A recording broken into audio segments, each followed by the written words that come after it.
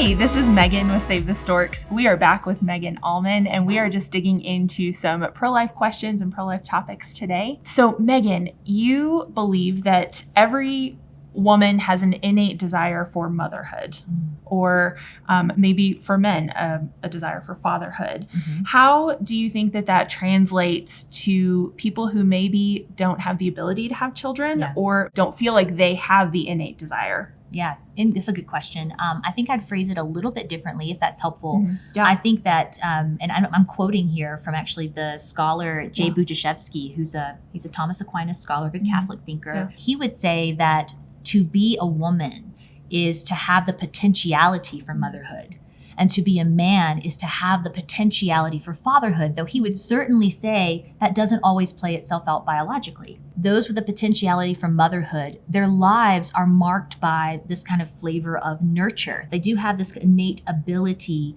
to be able to understand sacrifice and suffering. They have the ability to bring people in and offer shelter. Like that's kind of the way that women tend to be, though certainly there's a spectrum of that, mm-hmm. right?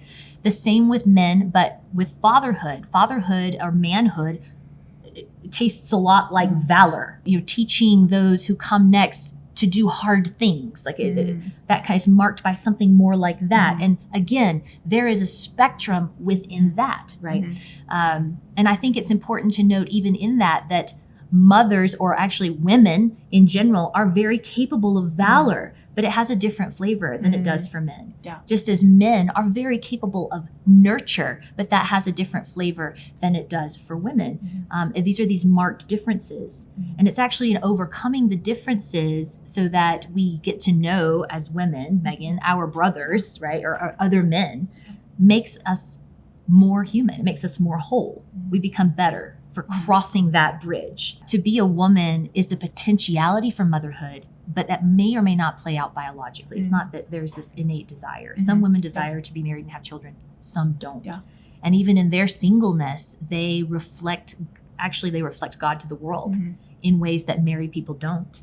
And married people reflect God to the world in ways that single people don't. I love that. Just the idea of both of those seasons of life, or maybe it's not even just a season. Maybe it is, for someone's whole life. Maybe they've chosen singleness or not had the ability, like you mentioned, to have, children or have chosen not to, that there is something unique in all of those different dynamics being able to still reflect just the kingdom of God and reflect, the Lord to society through those different walks of life. Womanhood is a wonderful thing that doesn't need to be discouraged or looked down upon.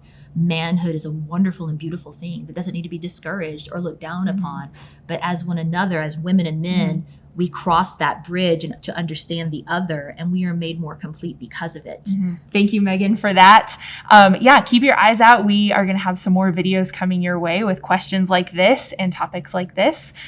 So subscribe if you want to see more of that content come out. I feel like, is that a weird way to say it? Subscribe if you want. I don't know. I guess. Right here, this button. Wherever it is. This one. Subscribe button. Megan knows where it is. We don't know where it is.